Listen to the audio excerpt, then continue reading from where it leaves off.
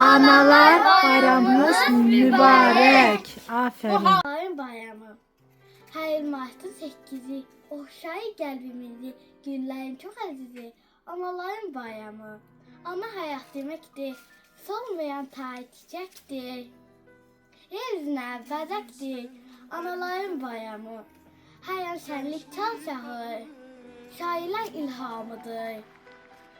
Dünyanın bayramıdır. Anaların bayramı. Əziz qadınlar, bayramınız mübarək.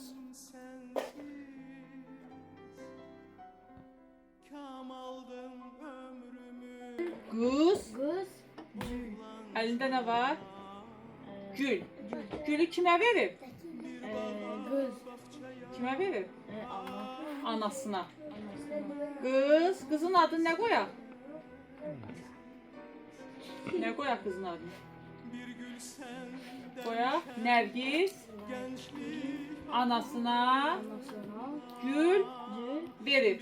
İndi sen dedin. ana, Nergis Nəgiz, ananasana, anasına gül, verir. gül verir. Bayramıdır. Adlar həm də anamlar. Ergin sən anana nə hədiyyə eləyəcəksən? Nə demək istəyirsən? Anava nə verəcəksən? Bilirsən? Güllər. Hansı anava nə deyəcəksən? Nə hədiyyə verəcəksən?